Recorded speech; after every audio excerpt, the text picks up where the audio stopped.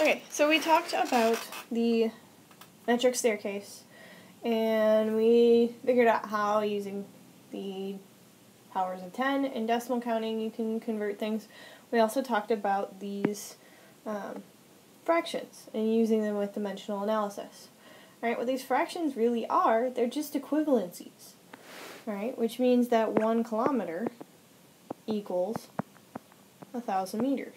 Alright, which is why we can take those fractions and flip them upside down if we need to use them in that order for dimensional analysis.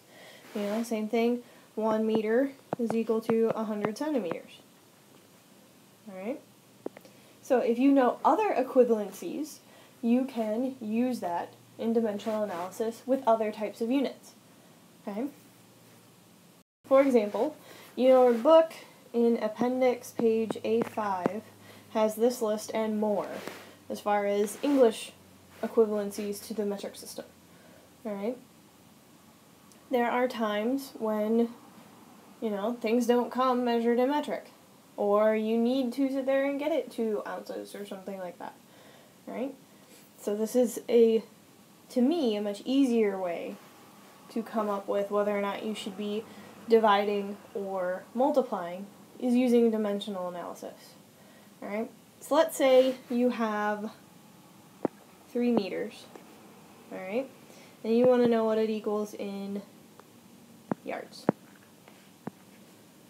So, our relationship related to this is that for every 1 meter it's 1.94 yards. Alright, some of you guys might know right away what you're supposed to do, but especially if you don't, and I want to see this stuff written out in dimensional analysis on quizzes, is to set it up with dimensional analysis. Alright, so we've got our 3 meters. We want to cancel out meters, and we want to end up with yards. Okay? So, we take our equivalencies. It was 1 meter is equal to 1.094 yards. Which gives you 3.282 yards. Okay? Let's see. Another example is, say you have 3 quarts. And let's do different numbers. 7 quarts. And you want to know what that is in liters. Okay? So, set up 7 quarts. I'm going to multiply that by a fraction that has quarts on the bottom because we want that to cancel. And liters on top because we want that to be our new unit. Okay? And then our equivalency is right here. Alright. So it was 1 liter and 1.507 quarts. Okay? So since the 1.507 is on the bottom, we do 7 divided by 1.507, and that gives us 4.645 liters. Okay? Let's do one that is going to require more than one step. Alright? So, let's find out how many liters are in 57 ounces. Okay? Do we have an equivalency for ounces and liters? So 57 ounces equals blank liters. I hope you're telling me no, because there's nothing in there that sets liters equal to ounces.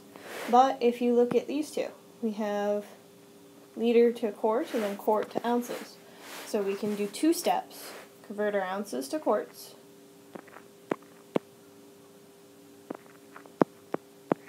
and then convert our quarts to liters. Okay? So, it's ounces, 1 quart is 32 ounces, right? And then 1 liter is 1.507 quarts. So this time we're going to be doing 57 ounces divided by 32 ounces to get rid of the ounces. And then we're going to divide that by 1.507 quarts to get rid of the quarts, which will give us 1.182 liters. Okay? Note, I'm not doing sig figs yet, but we'll get there. Okay? So, dimensional analysis is just a way of setting things up so that you can convert to the right units that you want. So the final unit that you have on the top needs to be what you want your units converted to. And then you can only set up equivalencies so that you're canceling out your units as you go. Alright? So don't forget to do the online assignment in Canvas. See you in class.